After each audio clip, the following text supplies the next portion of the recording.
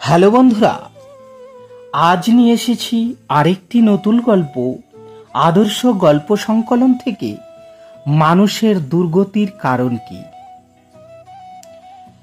তো বন্ধুরা, এই চ্যানেলে যারা নতুন তারা চ্যানেলটি সাবস্ক্রাইব করে সাথে থাকবেন নতুন নতুন ভিডিও পাওয়ার জন্য।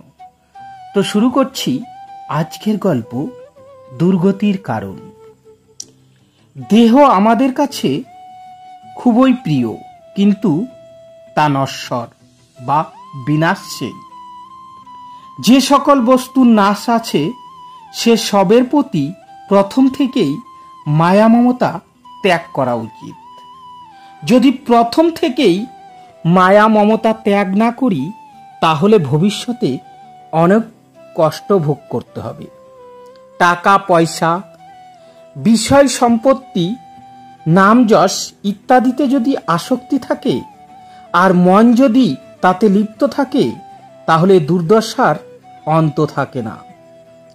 পরজন্মে সাপ অজগর হয়ে জন্মাতে হবে। ভূত প্রেত পিশাচ ইত্যাদি না জানি আরো কত কি হতে হবে। এক সাধু বাবার কথা শুনেছিলাম। তিনি খুব অনাসক্ত ত্যাগী পুরুষ ছিলেন। টাকা পয়সা ছুতেন না, নির্জনে বসে সাধন ভজন করতেন। এক ব্যক্তি তার খুব ভক্ত ছিল, সে তার খুব সেবা করত। প্রতিদিন সাধুর খাবার দাবার ঠিক সময়ে পৌঁছে দিত। কোনো কারণে তাকে একবার অন্যত্র যেতে হলো। যাবার আগে সে সাধু বাবাকে বলল, বাবা, আমাকে একটু বাইরে যেতে হবে। সাধু বাবা বললেন, বাছা, তুমি যাও, কিছু ভেবো না। আমার খাওয়া দাওয়ার ভাবনা তোমার অধীন নয়, তুমি যেতে পারো। তবু লোকটি বলে, মহারাজ, কিছু টাকা আপনার সামনে ওইখানে মাটিতে পুঁতে রেখে যাচ্ছি, যদি দরকার হয় তাহলে কাউকে দিয়ে কিছু আনিয়ে নেবেন। বাবাজির অনিচ্ছা সত্ত্বেও সে টাকাটা ওইখানে পুঁতে রেখে চলে গেল।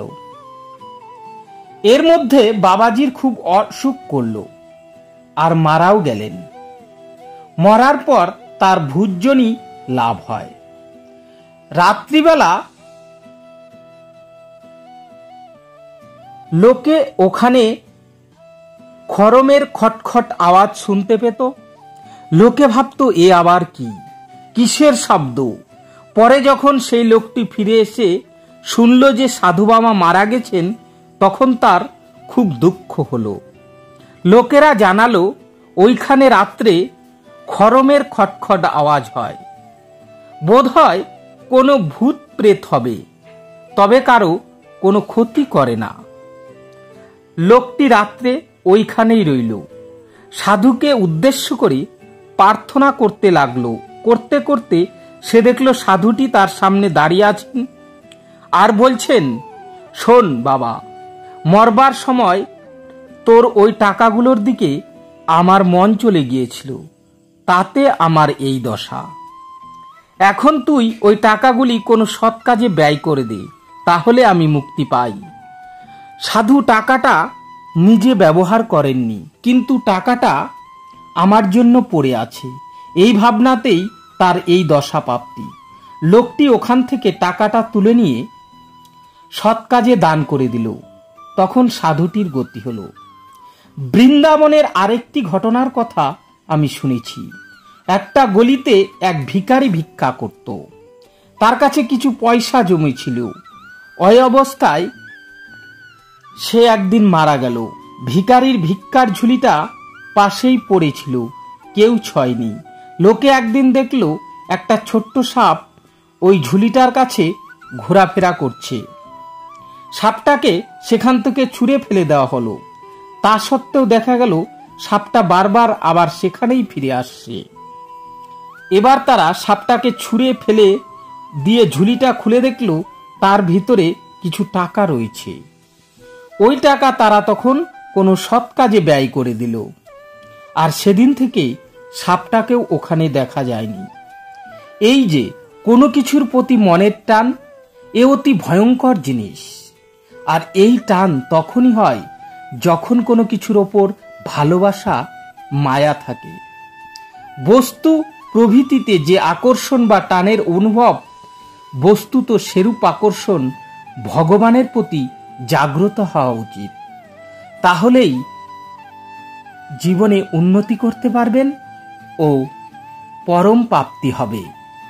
তো বন্ধুরা, ভিডিওটি কেমন লাগলো? যদি ভালো লেগে থাকে তাহলে লাইক, শেয়ার ও কমেন্ট করতে ভুলবেন না। আর এই চ্যানেলে যারা নতুন, তারা চ্যানেলটিকে সাবস্ক্রাইব করে সঙ্গে থাকবেন নতুন নতুন ভিডিও পাওয়ার জন্য। আজকের মতো এ পর্যন্তই। দেখা হবে পরবর্তী ভিডিওতে। ধন্যবাদ সবাইকে। রাধে রাধে।